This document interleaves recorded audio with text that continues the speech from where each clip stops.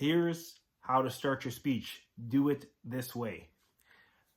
We're going to talk about opening your speech today because I still see a lot of speakers do it wrong. They don't get into what they need to get into, and the audience is pretty unforgiving. They say that within 7 to 20 seconds, depending on what study you look at, into your speech, the audience will decide whether they want to listen to you or not. Some are more forgiving. They give you a couple minutes, but most are wanting to know what you have to share with them, at least in the first few minutes. They want to know that their investment of their time in you, the time is the thing that no one can get back. They want to know that that investment is worth their time. So 3 things that every speech introduction should have. Let's get into it. Number 1, you want to remember that your first words matter. A lot of times people will start their speech, whether they're giving a keynote speech or a presentation, they'll say, hey, thank you for having me. They'll start with jokes because they're uncomfortable or just saying things to try to get themselves more comfortable, and it just doesn't land right. The audience thinks, okay, I can be on my cell phone until he gets into something more interesting, or I can go to the washroom because they're probably not getting into content for another few minutes. So you want to make sure that your first words count.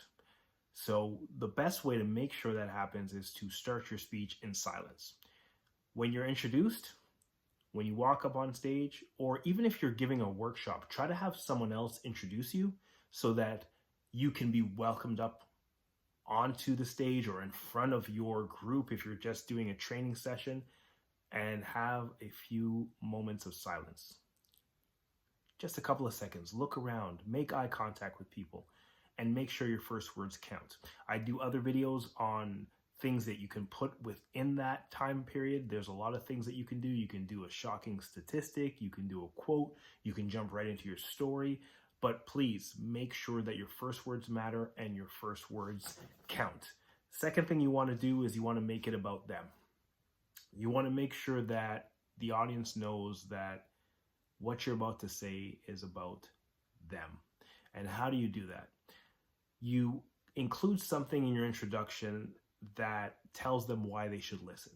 So in the next few minutes, we're going to cover whatever. You talk about what you're going to talk about in your speech, and you say the reason that I'm here today, the reason that you want to know how to achieve your goals or whatever it is because, and then you have 2 options.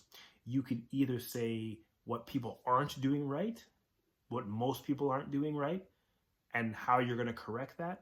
Or you can say, hey, just here are all the benefits that you're going to get, or here's the number 1 benefit you're going to get out of listening today. So you tell them, hey, listen, by the end of this, you will have a skill, you will have an ability, you will have knowledge that you didn't have when you started to listen to me today. So how do you make sure they get that? You can give them a little bit of research, but you also tell them, hey, listen, what's in it for them? Make sure that's in your introduction as well. And number 3, just tell them where you're going. I was coaching a client the other day, and he went through his presentation and all of the content was really good, but he mentioned that he had done it for another audience, and someone said to him, hey, listen, can we just go past that slide? Let's get to the next point. And they kind of rushed them through the slides. It was a pitch that they were doing. And the reason that happened is because the audience member, the person that asked that question, didn't know when they were getting to the end of the presentation. They were just going through slides, they were going through the information, and in the audience's mind, they're wondering, okay, well, how many more of these do we have to get through? And that's why that person said, hey, listen, let's get to the next slide. Here's how to avoid that. In your introduction, make sure you have something that outlays what you're going to give them. So in the next 30 minutes, you're going to pick up 4 keys to this. We're going to pick up 5 tools to doing this, or we're going to go through a 3-step process to getting whatever the result is. And that way, as you're going through your talk, you can say, hey, step 1 is this. You go through the content, and then you get to step 2. Now, that's step 1. Let's go to step 2. And that way, in your audience's mind, they are exactly with you along the way. They know where you're going. They know how long it's going to take you to get there.